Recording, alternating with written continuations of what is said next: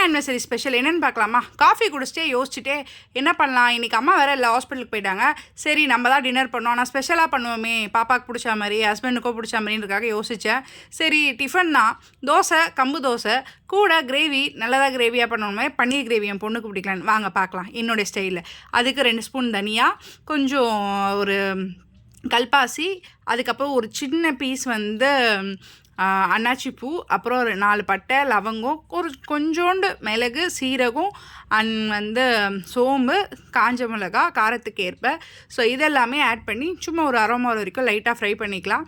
அது தனியாக எடுத்து கிரைண்ட் பண்ணி வச்சுக்கலாம். பட்டர் போட்டுட்டு அதில் சீரகம், பட்டை, லவங்கம், அப்புறம் பிரிஞ்சி இலை, ஏலக்காய் இதெல்லாம் போட்டதுக்கப்புறம் 2 பச்சை மிளகா, வெங்காயம், தக்காளி குட்டி குட்டியாக இருந்துச்சு. அதுக்கப்புறம் அதை பியூரி பண்ணிவிட்டேன். நல்லா வெங்காயம் வதங்கினதுக்கப்புறம் இஞ்சி பூண்டு பேஸ்ட்டு, அப்புறம் டொமேட்டோ பியூரி. ஸோ இதை ஆட் பண்ணிவிட்டு நல்லா அந்த வதங்கிட்டு அரோமா ஸ்மெல் வரும்போது நல்லா வதக்கணும்.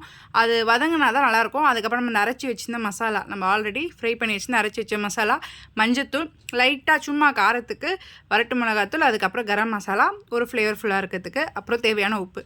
இதை போட்டு நல்லா கொதிக்க வச்சேன். இதுக்கு பிட்வீனில் முந்திரியும் கசகசாவையும் அரைச்சி அதையும் இதில் சேர்த்துக்கிட்டேன். உப்பு பத்தலை, திரும்ப போட்டிருக்கேன். அதுக்கப்புறம் பன்னீரை க்ளீன் பண்ணி அதில் ஆட் பண்ணிவிட்டேன். கஸ்தூரி மேத்திக்கு பதிலாக நம்மளுடைய சவுத் இந்தியன் ஸ்டைல் கொத்தமல்லி போட்டிருக்கேன். இந்த கிரேவி நம்ம வீட்டில் அரைச்சி செய்யறதுனால நல்லாவே இருக்கும். ட்ரை பண்ணி பாருங்கள்.